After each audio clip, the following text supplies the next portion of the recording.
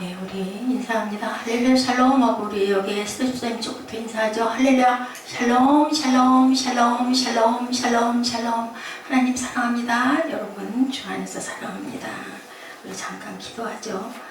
아브라함이 모든 것의 10분의 1을 그에게 나누어 주니라. 그 이름을 해석하면 먼저는 의의 왕이요 그 다음은 살렘 왕이니 곧 평강의 왕이요.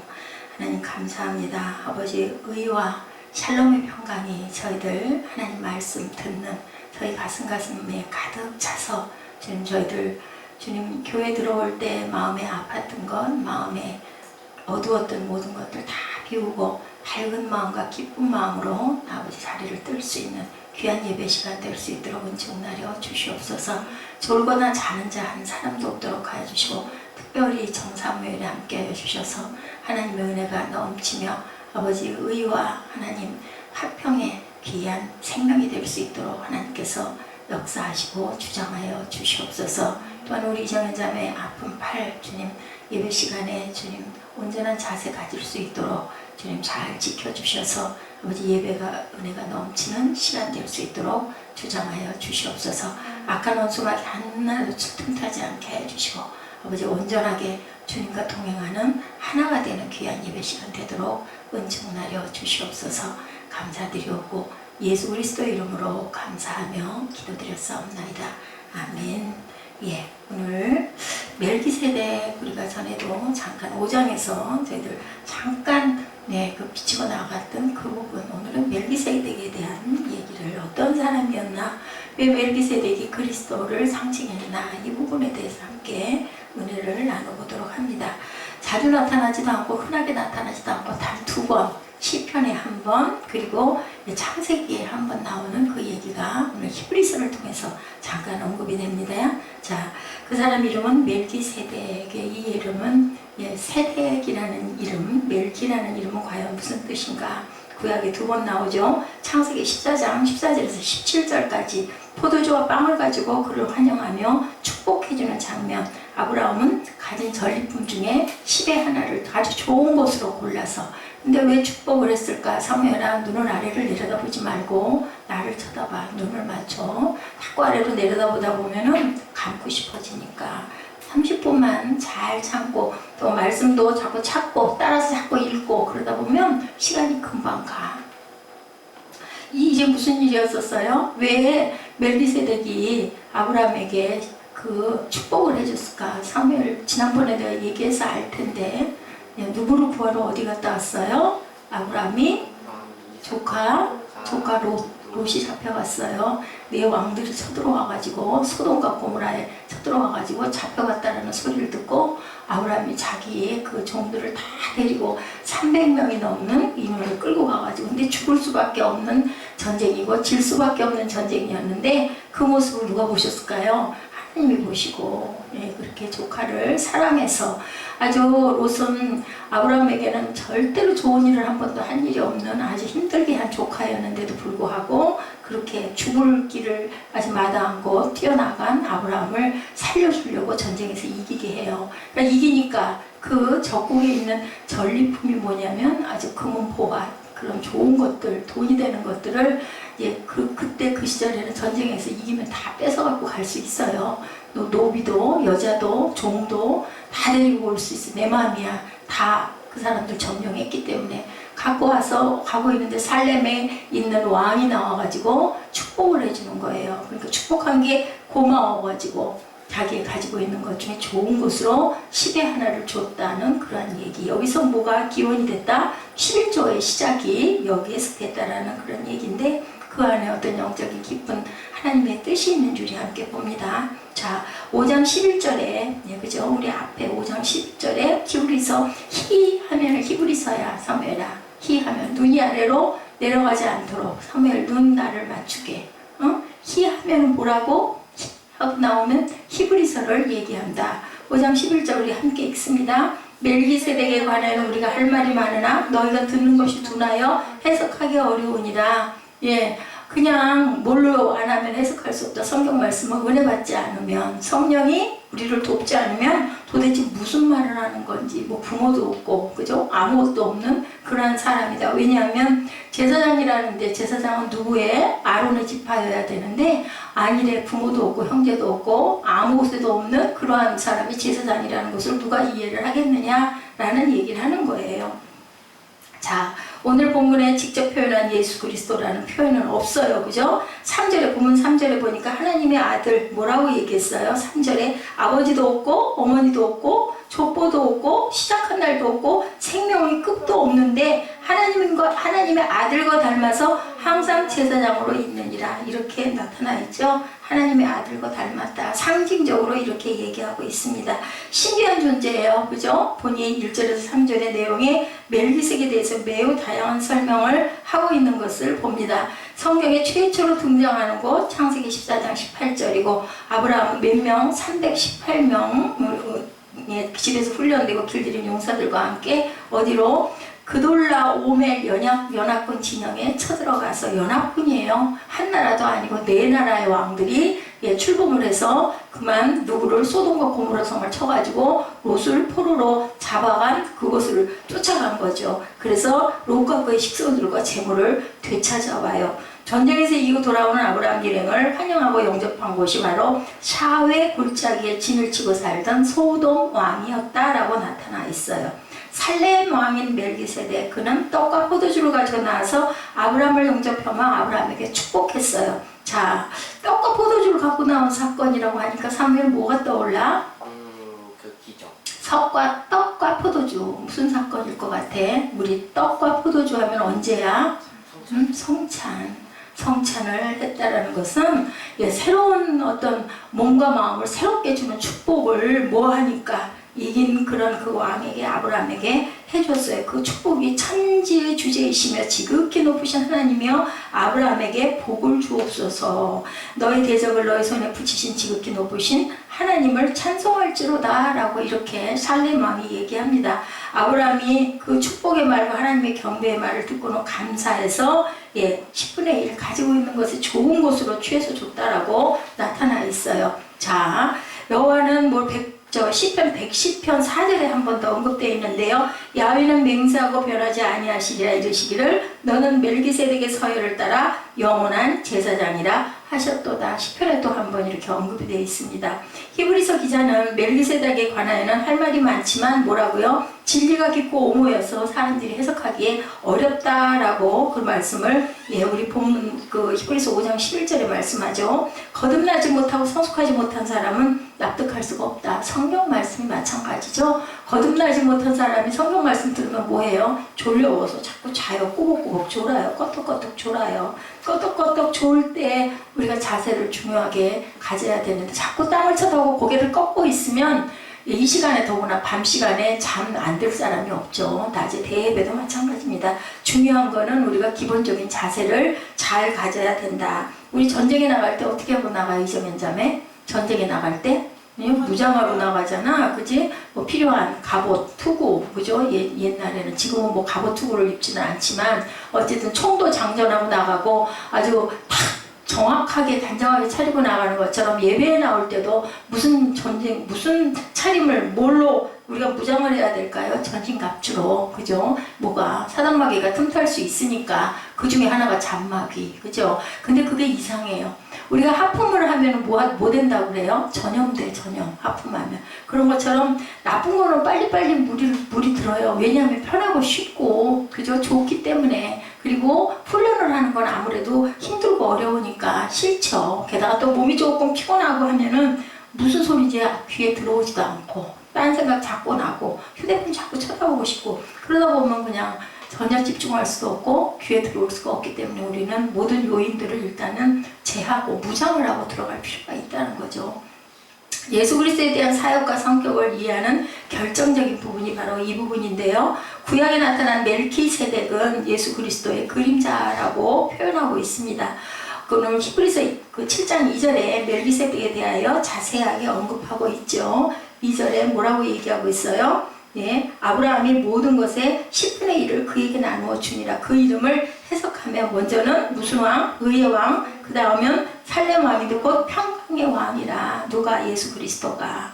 예, 본문 그대로예요. 그런 살렘의 왕이고 지극히 높으신 하나님의 제사장이다. 이렇게 표현하고 있습니다. 왕이고 두 번째는 제사장, 두 가지 직분을 가지고 있다는 것을 우리가 알 수 있죠. 멜기세덱을 살렘 왕이라고 해석하면 바로 의의 왕, 평강의 왕인데요. 이 이름자 그대로의 해석이 그 말키, 그죠? 본문에 채택 두 가지의 그 단어가 겹쳐진 거예요. 말키는 왕, 채테크는 의, 그라는 뜻을 가지고 있어서 해석을 하면 나의 왕은 의시다라는 뜻을 가지고 있다라는 거죠. 의의 왕이 되죠. 그렇기 때문에 채테크라는 뜻은 의다. 예수 그리스도께서 바로 의의 왕으로 오셨다. 인간의 문제 중 가장 큰 문제, 여러분들 지난번에 내가 한번 얘기한 것 같은데 이정현 자매, 하늘 쳐다보지 말고 나봐. 팔을 뒤로 올려도 눈은 나를 보고 있어야 예배를 드리는 거야. 팔을 위로 그렇게 잡아 올리고 등 뒤로 기대고 다른 데를 쳐다보고 있으면 나랑 같이 교통하는 게 아니야. 예수님께 예배드리는 게 아니야. 그러니까 무슨 행동을 하고 있더라도 눈은 나를 봐야 예배를 드리는 거야. 알죠? 여기까지 먼 데까지 왔는데 온 시간이 몇 시야? 7시 조금 넘어서 온 것 같아.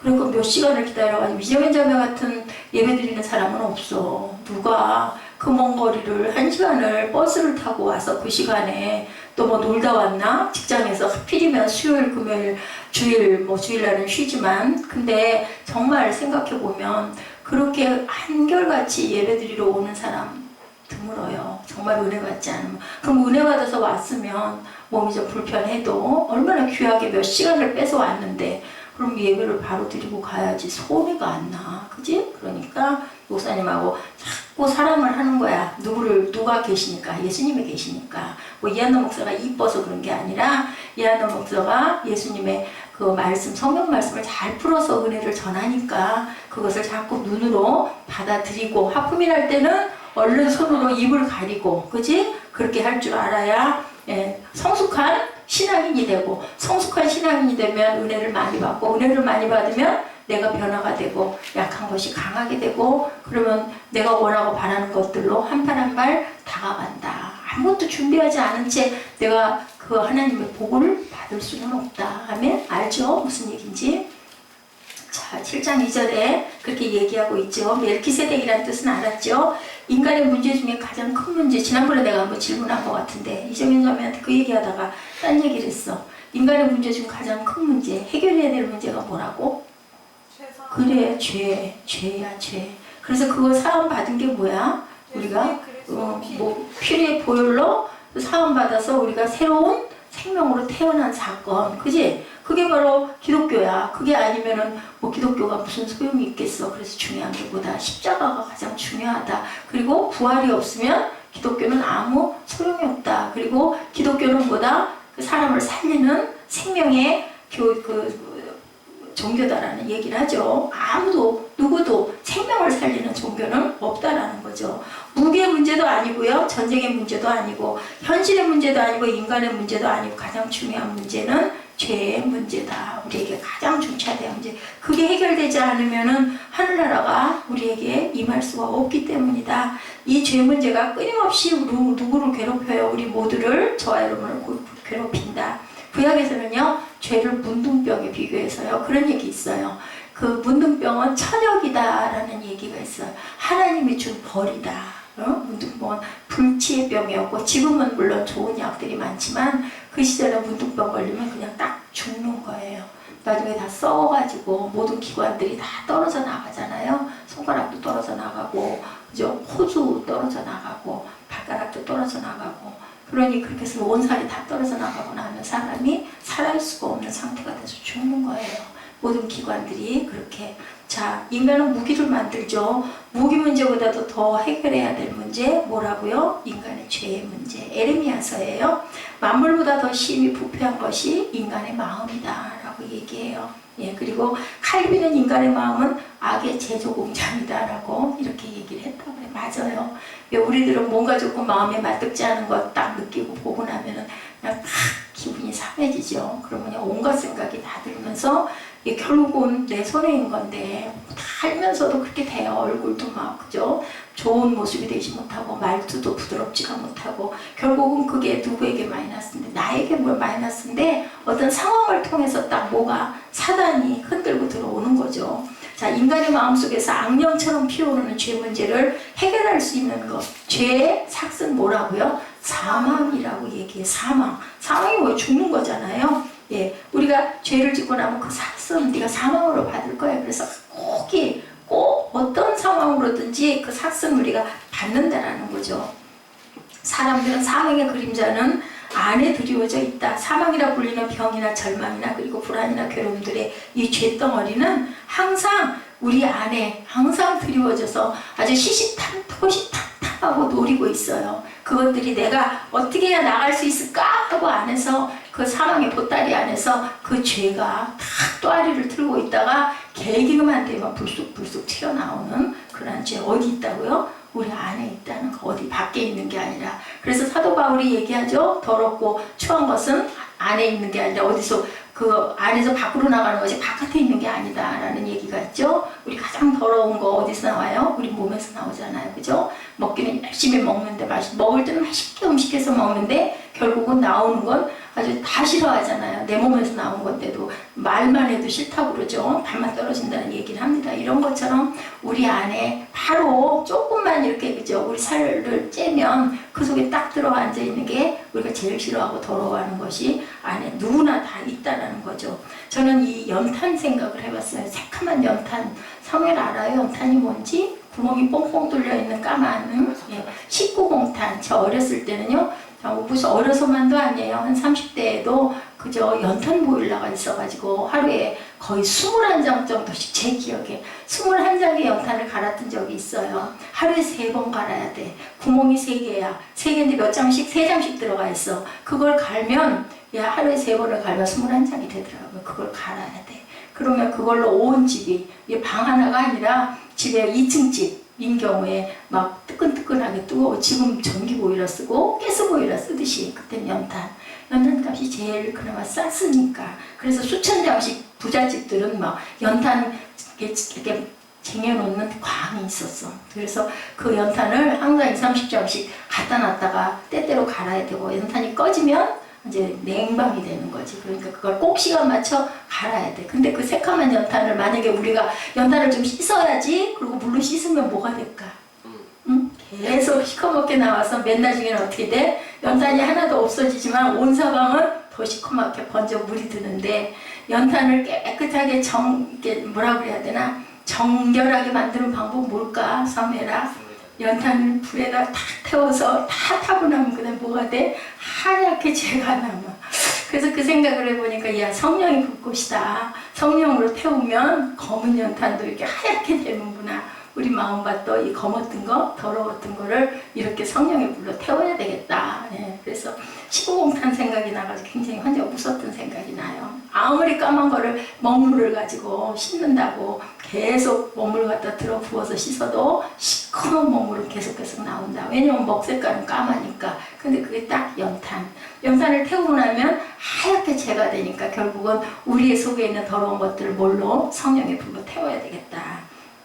자, 그것이 바로 뭐냐? 십자가 보혈의 능력이라는 거죠. 우리가 십자가 보혈의 능력 앞에 죄를 가져가지 않는 한은 절대로 닦일 수가 없고요. 어떤 상황으로 인해 저희가 화를 내고 혈기를 내고 그죠? 그래 봤댔자 결국 누구 손해다? 내 손해예요, 손해. 근데도 우리는 그걸 못 견뎌한다. 우리 안에 이 더러운 죄의 보따리들이, 원죄의 보따리들이 있기 때문이다. 로마서 3장 26절이에요. 예수께서 자기의 의로움을 나타내사 자기도 의로우시며 예수를 믿는 자를 의롭게 하려 하심이라. 그래서 예수 믿는 사람은 예수님께서 뭐를 주셨다고요?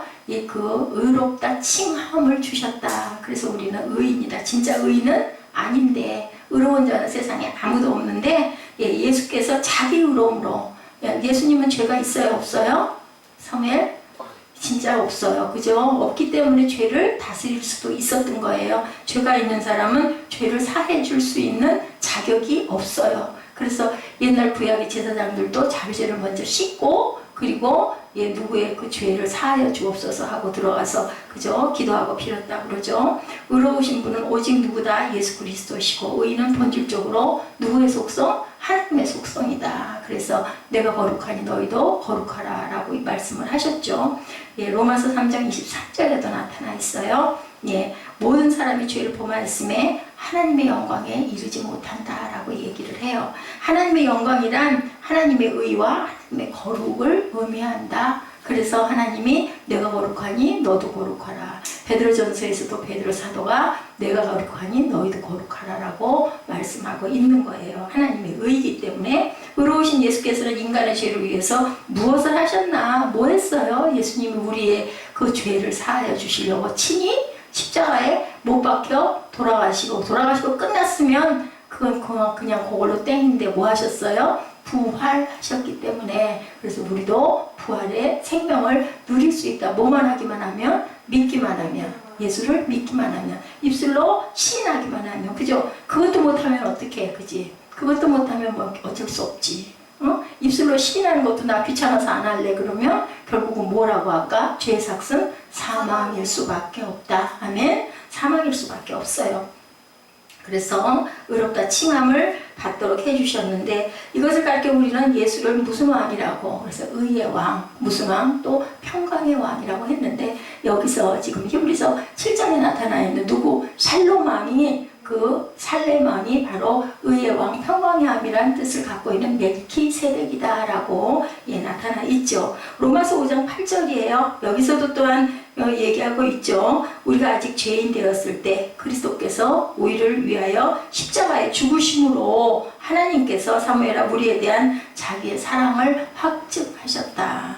사랑하니까 내가 대신 죽어줄게 하지. 사랑하니까 내 친구 아주 귀한 친구 있어. 사무엘에게 누군가가 앞으로 생기겠지? 지금은 그렇게 없지만 정말 친한 친구 그 친구가 있으면 있어요. 벌써 내가 막 죽어도 좋을 만큼의 친구? 그러면 그거는 목사님이 알아야 되는데 모르는데 그러면 내가 아무리 다리가 아파도 아무리 내가 손해스러워도 같이 해주죠. 같이 따라가지고 같이 아파하면 같이 아파하고 눈물을 흘려하고 사랑하지 않으면 그럴 수가 없다. 내가 부모를 사랑하니까 부모가 아들을 사랑하니까 그래서 또 속상하고 이 녀석 말 안 듣고 해도 그래서 또 쳐다보고 또 들여다보고 오지. 만약에 이웃집 애 같으면 몇 번 얘기하다가 말 안 들으면 애나 녀석 네 알아서 해라. 그지? 그래 버릴 수밖에 없는데 사랑하기 때문인 거예요. 그래서 예수께서 그 사랑으로 인하여 십자가에 죽으심으로 하나님께서 우리에 대한 자기의 사랑을 내가 너를 이렇게 사랑해. 그러니까 내 아들을 이렇게 귀한 하나밖에 없는 아들 너희를 위해서 십자가에 못 박혀 그 고통을 받으면서 돌아가게 했지. 확증이라는 게 뭐야 사무엘? 확증. 정확하게 증명했다. 그 얘기를 하고 있는 거예요. 네, 확증했다. 9절에 그러면 이제 우리가 그의 피로 말미암아 의롭다 하심을 받았다. 로마서 5장 9절의 말씀이에요. 의롭다 하심을 받았다. 뭘로 인하여? 그 피로 인해서. 네, 로마서 5장 1절에도 그러므로 우리가 믿음으로 의롭다 하심을 받았으니 우리 주 예수 그리스도로 말미암아 하나님과 뭐를 나누자? 화평을 나누자. 의롭다 하심을 받으면 화평할 수 있구나. 의롭지 않으면 화평할 수 없구나. 우리가 알 수 있는 건 그거잖아요. 인간의 가장 중요하고 큰 첫 번째 문제, 죄에서 벗어나는 거다. 왜? 화평을 누려야 되니까. 의로워져야 화평을 누린다고 하는데 죄에서 있으면 화평할 수가 없다는 거네요. 결론을 보니 이 불의에서 세상을 구원하자는 것이 세상 사람들의 한결같은 외침이에요. 다들 화평하기를 원해요. 다들 예수 안 믿는 사람도 나 좀 편안하게 살고 싶어. 그게 바로 이꼬로 하면은 화평을 원하는 거잖아요. 나 좀 그냥 평강하게 아무 걱정 근심 없이 살고 싶어 하는 게 모든 사람들의 소원인 거예요. 가장 중요한 문제는요, 국가나 역사나 세상이나 그 개인이나 죄의 문제, 이 모든 게 다 죄의 문제다. 왜냐하면 죄가 없어야 내가 평안 안에 들어갈 수 있기 때문에. 그 진리를 모르는 세상 사람들은 뭐만 많으면, 돈만 많으면, 내가 훌륭해지고 유명해지기만 하면, 성공하기만 하면 평강에 들어갈 것 같지만 여러분들 아시죠? 내가 유명해지고 돈이 많다고, 그죠? 훌륭해진다고, 박사가 된다고 샬롬한 거는 아니에요. 그죠? 그 샬롬의 은혜를 받으려면 우리의 죄의 문제를 청산해야 된다. 멜키세덱의 이름이 의의 왕임을 예수 그리스도께서는 의의 왕으로 오신 것을 여기서 증명하고 있는데요. 자, 의의 왕이신 예수 그리스도를 여러분들 영접하셨습니까? 아멘.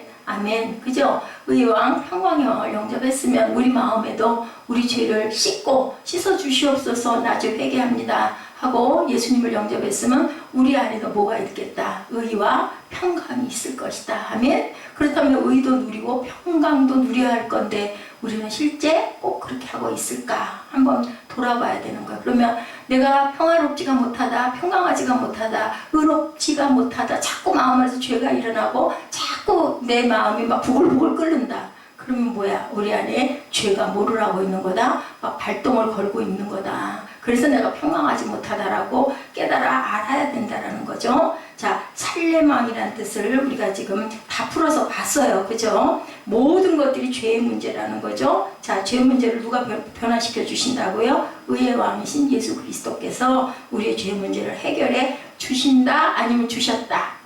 3회 주신다 아니면 주셨다. 둘 중 하나 뭘까? 주셨다. 그지? 주셨다. 근데도 우리가 자꾸 그 죄에 빠져있는 것은 뭐가 우리를 못살게 굴어서 우리 안에 있는 죄 덩어리들이 사탄이 자꾸 흔들어가지고 내가 평강하지 못하다. 아멘? 우리는 이미 죄를 다 씻어주셔서 씻겼는데도 그렇다라는 거예요. 자, 1절에 샬렘 왕이라고 했는데 그 뜻은 어디서 시작됐을까요? 비슷한데, 삼매라. 샬렘이 어디서 파생됐을까? 응? 어디서 파생됐을까? 샬렘. 그렇지. 샬롬에서. 응? 샬롬에서. 너무 잘하네. 그래서 평강의 왕이라는 거예요. 근데요, 예루살렘의 옛 이름이 샬렘이었었어요. 예루살렘. 도시죠? 옛 이름이 샬렘이었다. 그러면 그 도시는 샬롬, 평강의 도시야. 아멘? 예, 그렇게 해서 출발이 됐다는 거예요. 멜기세덱은 의의 왕이고 평강의 왕이다. 평화의 주인이다. 뿐만 아니라 지극히 높으신 하나님의 제사장이다라고 성경에 기록되어 있습니다. 예수 그리스도는 누구다 평화의 왕이시고 주인이시다. 예수 그리스도의 탄생을 누가복음 기자는 뭐라고 그랬어요? 하늘에는 또 땅에서는 평화로, 하늘에서는 기쁨이다. 그렇게 얘기했죠. 하늘에는 기쁨이요, 땅에는 평화다. 멜기세덱을 통해서 배워야 할 수 있는 일, 배우는 것. 예수 그리스도는 누구의 주인이시다. 그래서 샬롬 하고 오셔가지고 제일 먼저 제자들에게 나타나셔서 첫 번째 하신 말씀이 샬롬이었었어요. 평화의 주인이시다. 아멘. 사무엘은 뭐가 그렇게 좋아서 싱글벙글 웃어? 응? 해 같아. 사무엘이 얼굴이 동글동글해가지고 이제 웃으면은. 햇님, 우리 초등학교 때 애들 왜 그렇게 도화지에다가 햇님 얼굴 그리는 거 있지? 동그랗게 해가지고 딱 그 얼굴. 왜 햇님이 눈도 있고 코도 있고 입도 있어가지고 위에다 삐죽삐죽 애기들이 이렇게 그리는 거 있잖아. 사무엘 얼굴이 그렇게 보여. 요한복음 14장 27절에 내가 너에게 뭐를 끼치노니? 평강을 끼치노니. 곧 나의 평안을 누구에게 준다고요? 너희에게 주노라. 그죠? 예, 그렇게 말씀해요. 자, 내가 너에게 뭐를 끼친다고요? 평강을 끼치노니 내 평안을 너희에게 주노라. 아멘. 얼른 받아야 되겠지. 얼른 두 손 들고, 그죠? 얼른 쫓아가 받아야 되겠죠.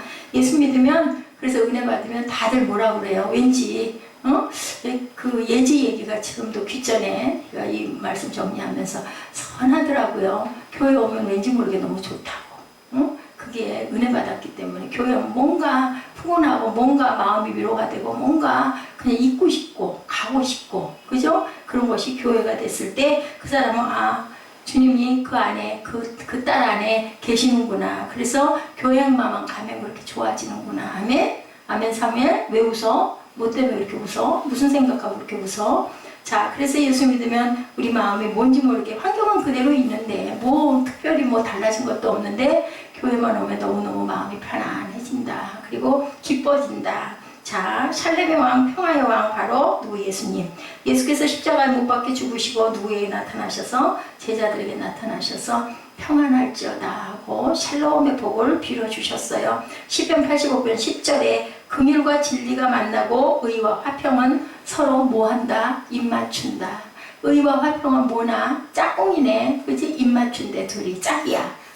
의와 화평. 긍휼과 진리. 긍휼함과 진리가 그리고 서로 만나고 나면 의와 화평은 입을 맞춘대. 그럼 짝꿍이라고. 의롭지 못하면 뭐하지 못하다? 화평하지 못하다. 아멘. 의와 화평은 입맞춘다. 예수 그리스도께서 의의 왕이라는 말, 그것도 평화의 왕이라는 뜻도 된다는 거죠. 평화의 기초는 의다. 의롭지 못하면 결코 평화로울 수가 없다. 의로운 사람만 평화를 줄 수도 있고 의로운 사람만 평화를 누릴 수도 있다. 아주 중요하다. 아주 중요합니다. 자, 세상에선 대부분의 사람들이 전쟁을 경험하고 있는데요. 근데 나라와 나라의 전쟁만이 아니라 어떤 전쟁? 내 마음속의 전쟁이 아주 항상 일어나요. 끊임없이. 그죠? 부부 사이에서도 전쟁이 수시로 너무너무 많이 일어나요. 항상 전쟁하고 있어요. 국가만 소란스러운 게 아니라 우리 마음 또한 끊임없는 전쟁의 파도를 겪고 있다라는 거죠. 예, 역설의 진리는 평화는 원하면 원할수록 오지 않고 멀리 가고 자꾸 전쟁을 부추기고 들추긴다. 왜? 우리가 원죄를 갖고 있기 때문에. 사람들은 평화를 위해서 전쟁을 한다고 해요. 그죠? 저들을 무찔러야 우리나라가 평안할 수 있으니까 전쟁한다. 그런데 그렇게 하면서 전쟁에 빠지면 결국은 뭐가 뿌려져요? 자, 사무엘아, 전쟁하면 뭐가 뿌려져?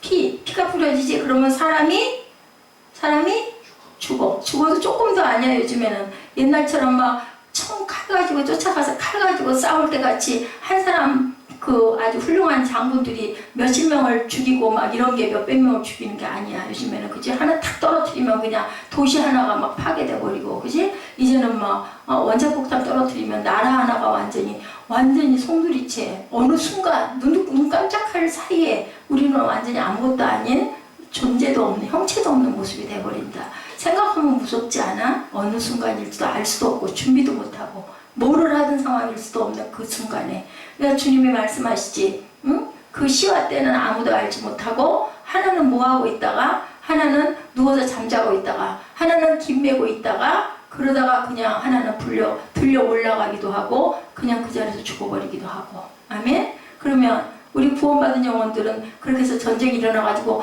나라가 딱 깨져서 완전히 폭발이 돼서 죽어. 그러면 어떻게 될까? 의롭다 칭함을 받은 구원받은 사람들은 어떻게 될까?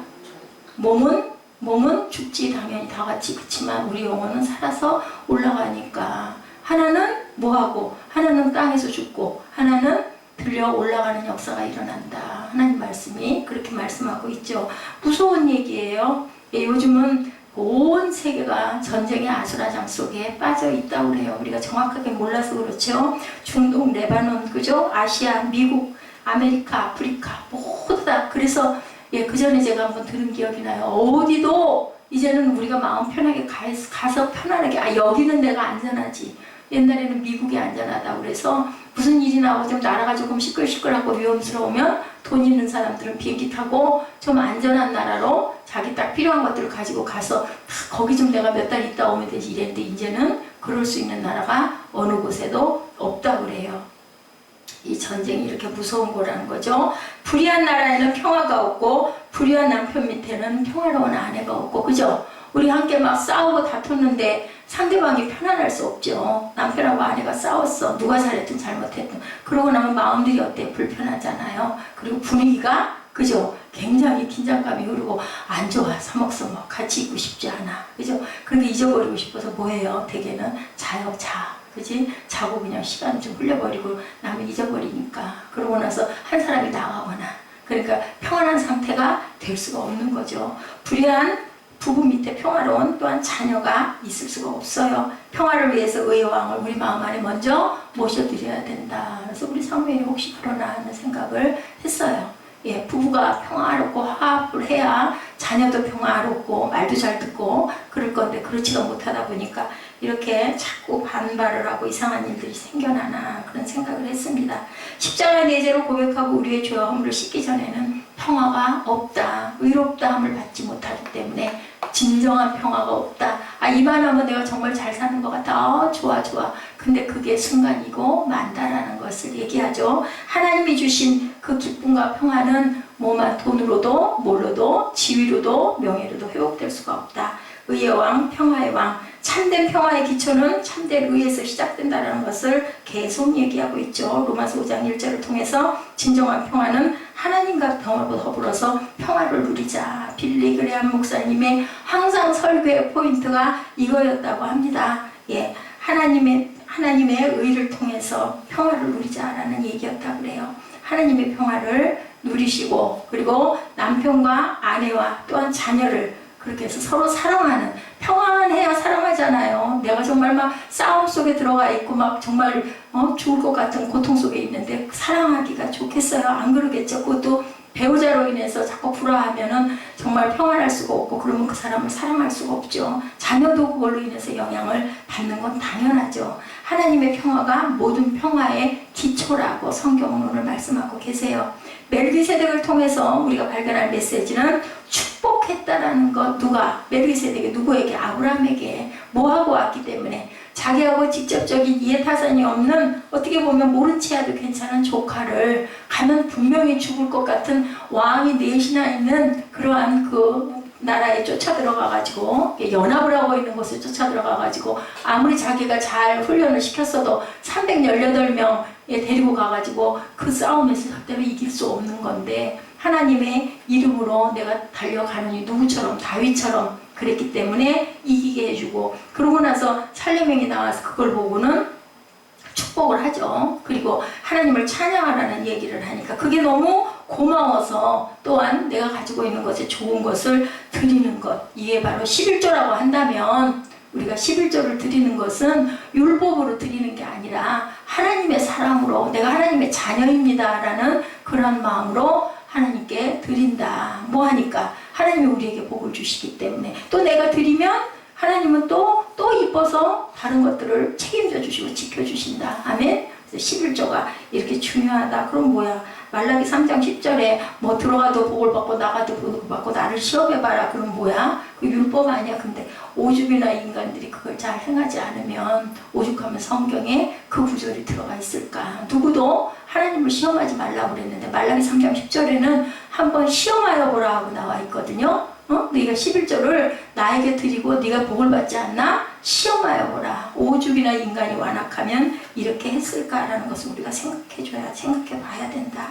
자, 그래서 복 있는 사람에 대한 것을 누가? 예수님께서 산상수훈에서 말씀하시죠. 심령이 가난한 자는 복이 있다라고 말씀하세요. 그러면 하나님의 마음은 우리에게 늘 좋은 것을 주시는 축복을 주고 싶어 하신다라는 거예요.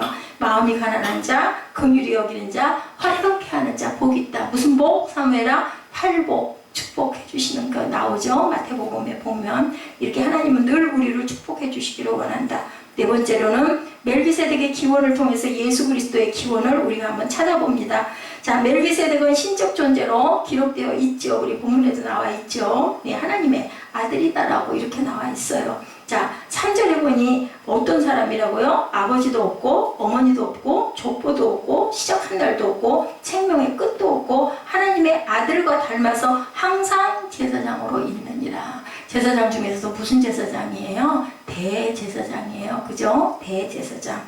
자, 이거 이상해. 논리적인 모순이야. 아버지도 없고 부모도 없고 그리고 아무것도 없는데 기원을 찾아보니까 아무것도 없고 시작한 날도 없고 생명의 끝도 없대. 도대체 이게 무슨 말이야? 아무도 이해하지 못할 그런 논리적 모순인데, 자, 제사장이다 하면은 아론의 후예여야 하고 레위 쥐파여야만 제사장이 될 수 있는데 멜기세덱은 족보도 어미도 아비도 없대. 근데 제사장이래. 하나님의 아들을 닮았대. 그래서 영원한 제사장이래. 그렇기 때문에 예수 그리스도다. 자, 귀가 둔한 자는 해석이 어렵다라고 이제 그만 얘기할 거다라고 5장에서도 얘기하죠. 우리 주님이 인간관계 눈물을 흘리고 고통을 당하셨지만 그의 본질은 뭐예요? 신적인 기원은 어디 있다? 하늘에 있는 분이었어요. 그죠? 사실은 누구의? 다윗의 혈통으로 왔다고는 하지만 그거는 모습으로 오느라고 그렇게 해서 오신 것이지 하늘에 그분의 모든 것들은 하늘에 있는 분이다.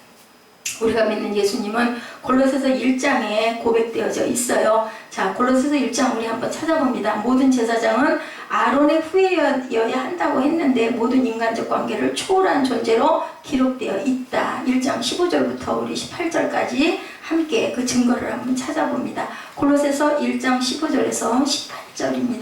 자, 14절부터 우리 함께 찾으신 분들 함께 읽죠. 그 아들 안에서 우리가 성량껏 죄사함을 얻었도다. 골로새서 1장 14절입니다. 그는 보이지 아니는 하나님의 형상이시오 모든 피조물보다 먼저 나신 이시니 16절 만물이 그에게서 창조되되 하늘과 땅에서 보이는 것들과 보이지 않는 것들과 혹은 왕권들이나 주권들이나 통치자들이나 권세들이나 만물이 다 그로 말미암아 그를 위하여 창조되었고 또한 그가 만물보다 먼저 계시고 만물이 그 안에 함께 섰느니라. 18절이죠. 그는 몸인 교회의 머리시라. 그가 근본이시오 죽은 자들 가운데 먼저 나신 이시니 이는 친히 만물의 으뜸이 되려 하심이라. 예수 그리스도는 바로 이런 분이다 라고 여기서 말씀하고 있죠. 자, 아브라함이 롯을 구원하죠. 롯은 아브라함에게 한 번도 도움이 된 적이 없는 아주 어떻게 보면 정말 일만 만드는 그러한 조카였는데도 전쟁할 수도 또한 게임도 되지 않은 전쟁 속에 누가 죽음을 무릅쓰고 뛰어든 그 아브라함의 그 사랑의 마음을 알고 하나님께서 전쟁에서 이기게 해주셨다는 거예요. 그 영적 메시지는 믿음에 결단하고 손해보기를 원하면서도 하나님에게 나오기만 하면 하나님은 이렇게 축복을 해주신다. 무엇으로? 우리의 생명을 구해주시는 축복이 있다라는 거죠. 멜기세덱이 떡과 포도주를 들고 나와서 축복해준 것처럼 하나님은 항상 우리를 축복하기를 바라신다. 전쟁에서 승리하고 돌아온 아브라함을 멜기세덱이 마주하죠. 그리고 아까 얘기한 것처럼 성찬의 의미죠. 떡과 포도주. 그 성찬, 떡과 포도주를 먹음으로써 우리가 깨끗이 씻김을 받는, 죄를 사함을 받는 그런 역사가 일어나라고 성찬을 주시는 거예요. 아브라함이 그것이 감사해서 또한 전리품 중에 가장 좋은 것으로 드린 부분이 11조의 기초인데 이것은 율법이 아니고 은혜의 보답이라는 것을 우리가 이 말씀에서 깊이 깨달아 알 수가 있다. 히브리서 4장 4절이죠. 이 사람이 얼마나 높은가를 생각해보라. 조상 아브라함도 노량물 중 10분의 1을 그에게 주었느니라. 히브리서 3장 1절에 그러므로 함께 하늘의 부르심을 입은 거룩한 형제들아 우리가 믿는 도리의 사도시며 대제사장이신 예수를 어떻게 생각하라? 깊이 생각하라 라고 말씀하고 있어요. 얼마나 높은가를 봐라. 얼마나 깊이 생각하는가를 너희들 생각해 보라고 말씀합니다. 얼마나 깊으신 분이냐 얼마나 높으신 분이냐 이 사람이 얼마나 높은가를 생각해보라. 조상 아브라함도 노량물 중 10분의 1을 그에게 주었느니라. 그럼 누구에 대한 얘기? 멜기세덱에 대한 이야기인데 그게 멜기세덱에 드리는 게 아니라 하나님께 드리는 거잖아요. 11조는. 이렇기 때문에 그 멜기세덱은 바로 의의 왕, 평강의 왕 예수 그리스도를 상징한다라는 얘기를 하고 있는 거예요. 멜기세덱을 높이 생각하라는 말이 곧 예수를 높이 생각하라는 뜻을 갖고 있다. 자, 아브라함이 멜기세덱에게 10분의 1을 바쳤다면 아브라함의 아들 이삭의 아들 야곱의 아들 레위까지도 모두 멜기세덱에게 10분의 1을 바친 것과 다름이 없다. 그래서 내가 하나님께 심으면 내 후손들도 복을 받는다라는 이야기를 그래서 한다라는 거죠. 모두 다 그 장중에 그 휘하에 있다라는 거예요. 예수 그리스도 안에 누가 있어요? 아브라함이 있죠. 믿음의 조상이니까. 그죠? 여기에 예수 그리스도 앞에 무릎 꿇고 경배드려야 할 이유가 있다. 내 조상, 내 믿음의 조상이 무릎 꿇고 경배했기 때문에 우리도 무릎 꿇고 경배하고 내 믿음의 조상인 아브라함이 11조를 했기 때문에 믿음의 후예인 우리도 또한 하나님께 기쁨으로 그것이 내 것이 아니라 아버지 것이니 정말 감사합니다. 나 먹여주시고 나 살게 해주셔서 감사합니다 하고 기쁜 마음으로 드릴 줄 알아야 된다. 왜냐하면 우리가 의로워져야 평강을 누리기 때문에 그것을 원해서 또 우리가 드리면 하나님께서는 더 귀한 것으로 우리를 지키시고 축복해 주신다는 걸 이 말씀을 통해서 우리가 알기 때문에 온 인류는 예수 그리스도 앞에 무릎을 꿇어야 함에도 그것을 깨닫지 못하는 사람들은 내 힘으로 내 능력으로 내가 잘나서 내가 똑똑해서 출세했다고 생각을 하죠. 자, 5절에 뭐라고 말씀해요? 레위의 아들들 가운데 제사장의 직분을 받은 자들은 율법을 따라 아브라함의 허리에서 난 자라도 자기 형제인 백성에서 10분의 1을 취하라는 명령을 받았으니 6절 레위 족보에 들지 아니한 멜기세덱은 아브라함에게서 10분의 1을 취하고 약속을 받은 그를 위하여 복을 빌었다. 오늘 예수께서 우리에게 축복해 주시기를 원하고 은혜의 보답을 받기를 원한다는 것을 우리가 깨달아야 된다. 하나님께서는요 우리를 축복도 해주시고 그리고 또 그 보답으로 뭔가를 너희들의 정성을 내가 좀 받고 싶다라는 것을 나타내고 있다는 것을 우리가 이 본문에서 볼 수가 있다. 현대 비극이에요. 돈에 관한 노이로제죠. 예, 우리가 뭐가 커서 머리가 커가지고요. 가슴으로 하나님을 받지 않고 머리로 하나님을 받는 사람들, 예, 머리로 막 계산하죠. 따지죠. 아유, 뭐, 교회 갔더니 쉴 새 없이 헌금 바구니 맨날 돌리면서 예배 때마다 헌금하래 라고 얘기를 한다라는 거예요. 예, 잠자리 바구니, 잠자리 날개 바구니라고 이렇게 표현을 한다고 그래요. 맨날 날아다닌다고. 그래서 잠자리라고 표현을 하는 것 같아요. 근데 그것이 사람에게 드린다라고 생각하면은 그것은 아무런 은혜가 되지 않는다. 그런데 이제 중요한 것은 교회가 너무 헌금을 강요한다. 이것저것 붙이는 게 너무 많다. 건축 헌금에, 선교 헌금에, 그죠? 무슨 헌금에, 무슨 헌금, 이름도 너무 많아. 그러다 보니까 헌금 얘기만 나오면 다들 그냥 딱 긴장들이 되는 거야. 노이로제들이 걸린 거죠. 두 번째는 헌금에 대한 개념이 성도들 사이에도 또 너무 그러다 보니까 서로 안 뺏기려고 어떻게든지 이거를 모면에 나가려고 하는 그런 마음들이 들어서 사실은 온전한 헌금이 되지 못하고 있다고. 잠자리채라고 한대요. 잠자리채. 날아다닌다고. 자, 이게 탁 채가죠. 잠자리채. 이게 잡을 때 어떻게 잡아요? 그것을 비유하는 것 같아요. 우리는 멜기세덱을 통해서 귀한 진리를 오늘 깨닫습니다. 돈에 대해서 자유해야 된다. 돈은 누가 주신 것? 하나님이 주신 것. 드리면 하나님께서는 그거보다 못으로 만배로 갚아주신다고 그러죠. 바른 헌금 생활의 축복을 우리가 알아야 된다. 또한 바른 은혜 생활과 바른 헌금 생활을 멜기세덱과 아브라함의 관계를 그 속에서 우리가 깨달아 알아야 된다. 주님과 바른 그런 관계, 바른 생활, 의의 평강의 그 사랑의 축복을 주기로 원하시는 하나님의 마음을 우리가 읽어야 되고, 하나님께서는 복을 주시면서 또한 받기도 원하신다는 것도 우리가 깨달아 알아야 된다는 것. 예수님을 우리 깊이 생각하고, 어떻게 또 생각하라고요? 높이 생각하고, 높은 곳에서 우리를 위하여 항상 지금도 뭐를 펼치고 계세요?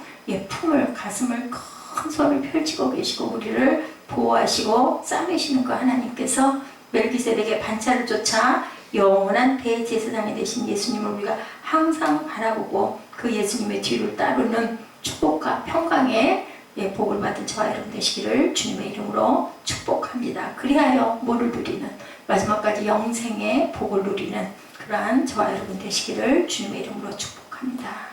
우리 찬양하시고 기도하시고 축도로 예배를 마치도록 합니다.